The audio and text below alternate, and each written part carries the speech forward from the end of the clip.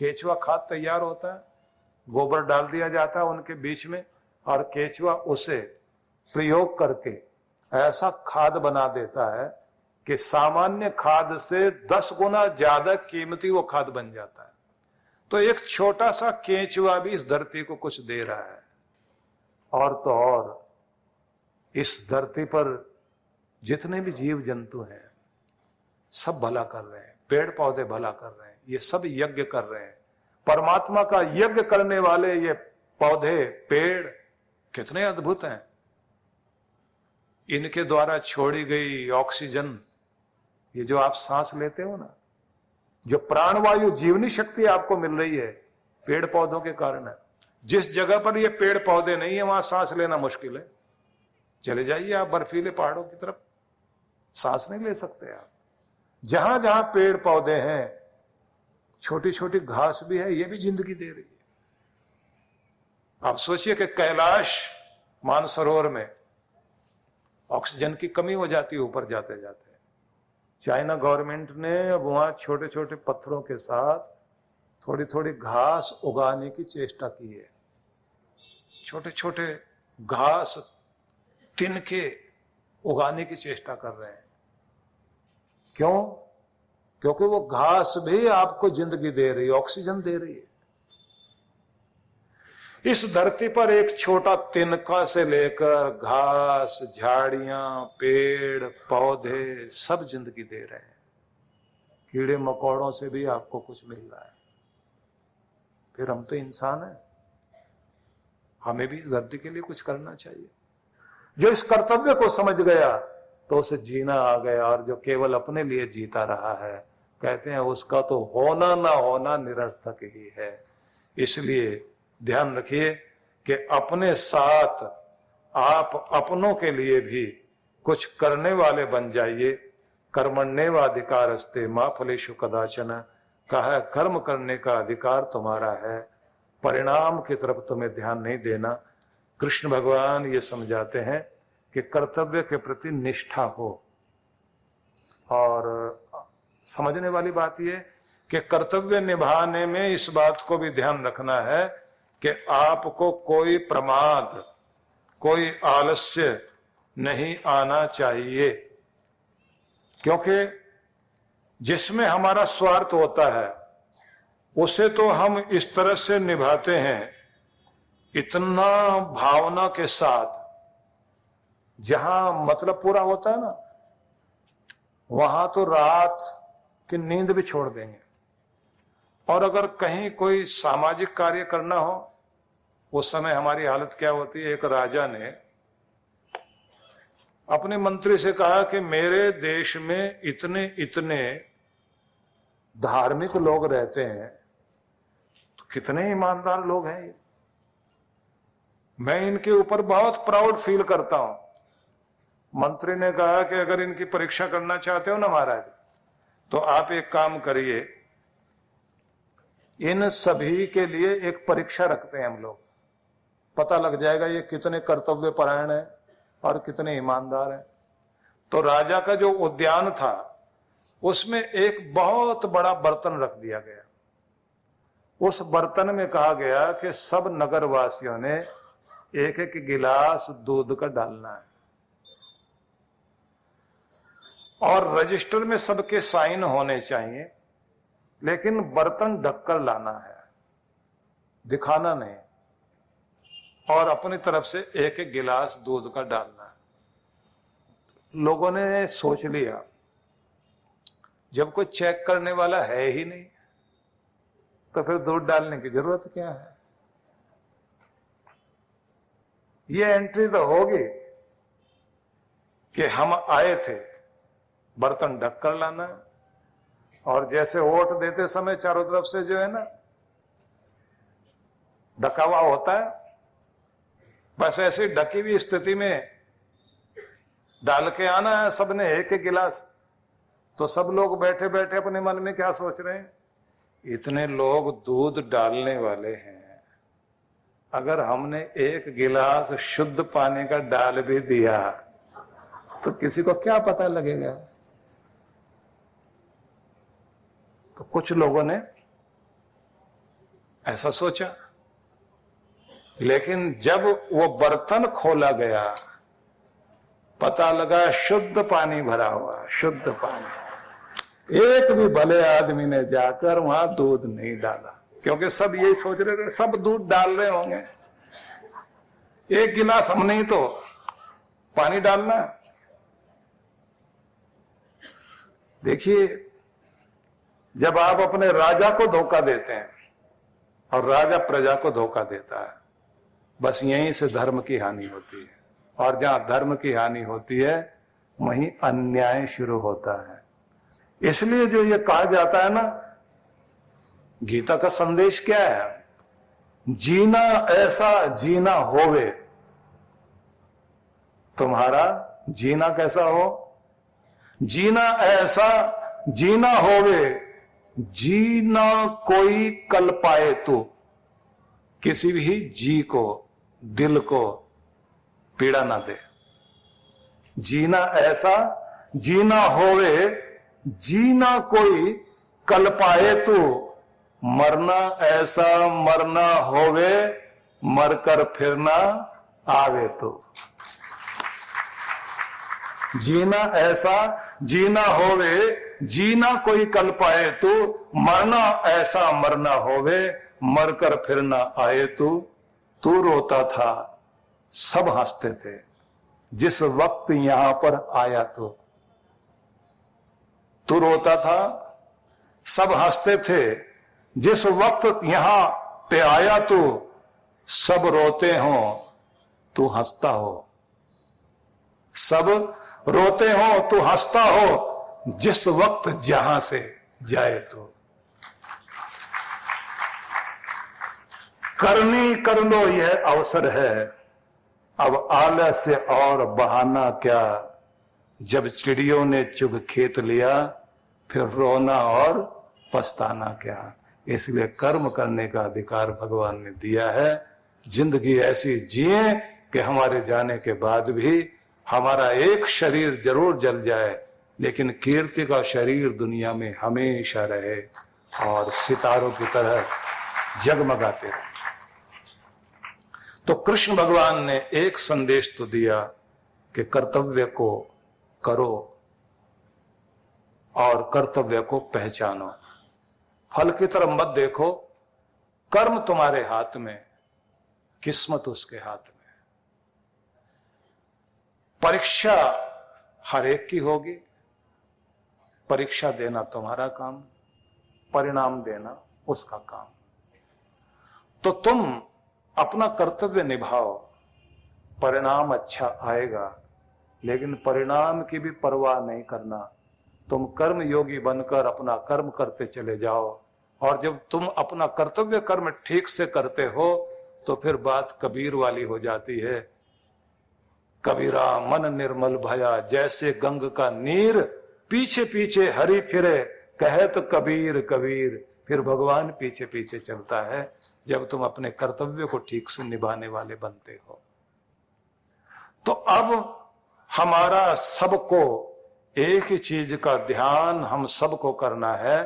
सबका एक ही ख्याल होना चाहिए कि भगवान के प्रति आस भी, विश्वास भी, और अपने कर्तव्य कर्म के प्रति भी आस और विश्वास पूरी बनाए रखें कि हमने कर्म अच्छे से करना। जब तक आप हैं दुनिया में, कर्मशील बनकर जियो। सेवा करो, कराओ नहीं।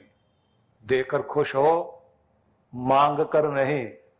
हाथ फैलाना आदत नहीं बना लेना, लेकिन हाथ फैले हुए को खाली मत जाने देना।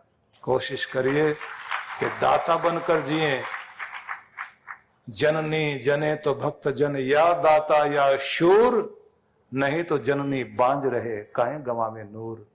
बस दुनिया में या तो भक्त बनो, या दाता बनो, या शूरवीर बनकर जियो। शूरवीर भी अपने प्राणों की बाजी लगा करके देश को, समाज को, इंसानियत को सुरक्षित करता है। कितना बड़ा बलिदान होता है उसका, अपना सब कुछ देकर जाता है। उनका सम्मान करना हमारा कर्तव्य है। वेदों में लिखा है स्वस्ति पंथा मनुचरेम सूर्य चंद्र मसो विव पुनर्ददता अग्नता जानता संगमे मही। सूरज और चंद्रमा की तरह तुम अपने कर्तव्य पथ पर चलते चलो। और कैसे बन जाओ? पुनर्ददता अग्नता जानता संग में मही। जो इस दुनिया में बलिदानी अहिंसक समाज को बचाने वाले लोग हैं, ऐसे शूरवीर लोगों की संगति करो, क्योंकि पूजनीय वही है। ददता दानियों का संग करो और उनका पूजन करो। या फिर जानता जानने वाले ज्ञानी पुरुष, जिन्होंने पूरा जीवन समाज के अंधेरे को मिटाकर उनके जीवन में रोशनी भरी, ऐसे लोगों का सम्मान करो और वैसे ही बनकर जियो। ये कर्तव्य पथ है, इस पर चलना तुम्हारा कर्तव्य है। तो अपने भगवान के प्रति सबके मन में एक ही बात होनी चाहिए कि आदेश का पालन और कर्तव्य निभाना। तो ये हुआ एक संदेश, और एक पूरे दिन में 2 श्लोक हुए और घड़ी तेजी से आगे बढ़ रही है। लेकिन मैं आपको दूसरा श्लोक भी सुनाता हूं, जो 3 अध्याय का 20वां श्लोक है।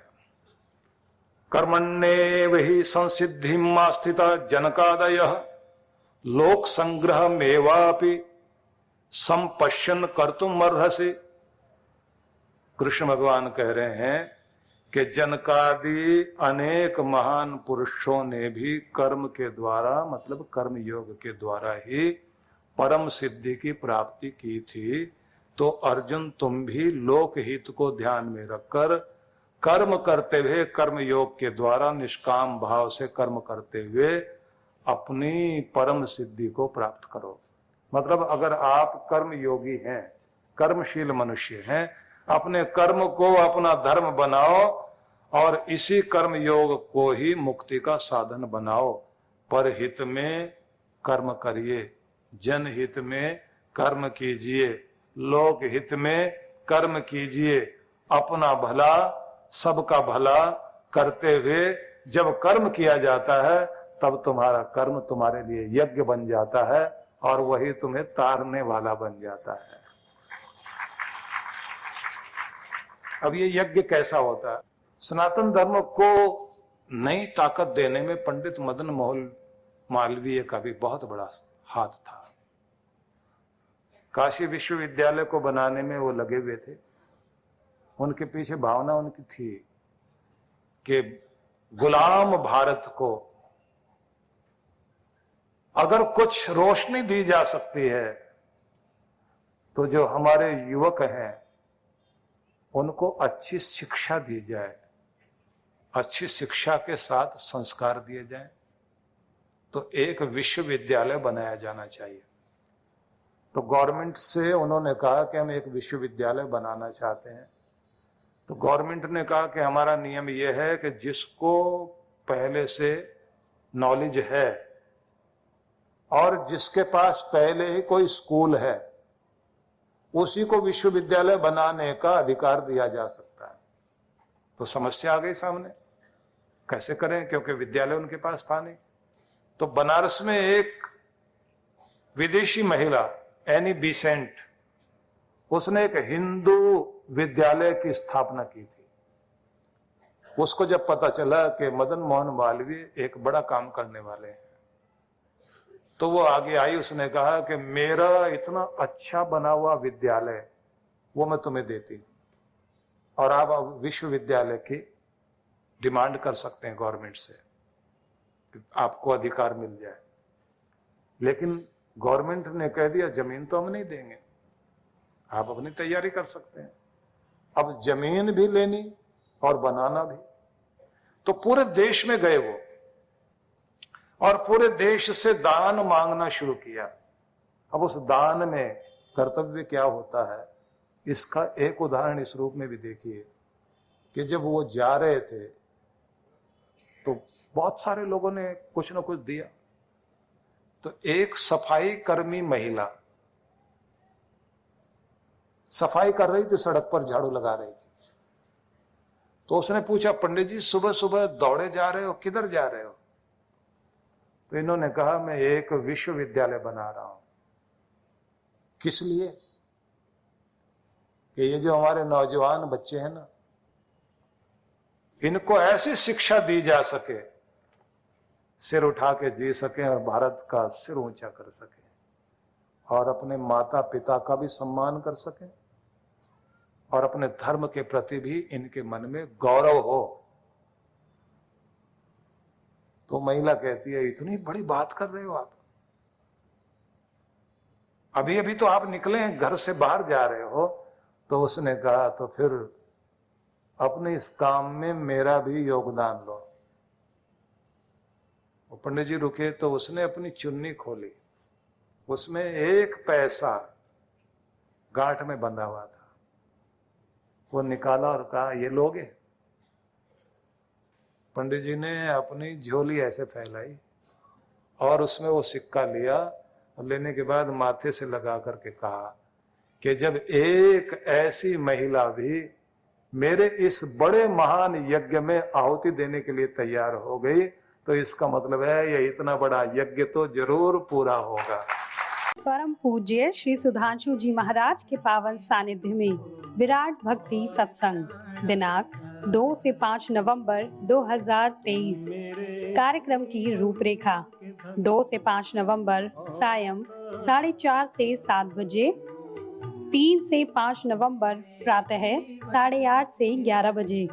स्थान वीर हकीकत रॉय ग्राउंड नजदीक पुराना बस स्टैंड पटियाला। विशेष कार्यक्रम मंत्र दीक्षा 5 नवंबर दोपहर 12:15 बजे। आयोजक विश्व जागृति मिशन पटियाला मंडल। संपर्क सूत्र। आप सपरिवार सादर आमंत्रित हैं।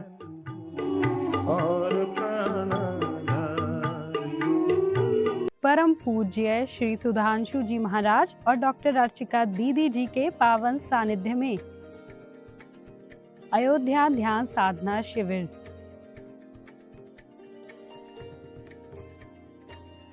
दिनांक 2 से 6 दिसंबर 2023।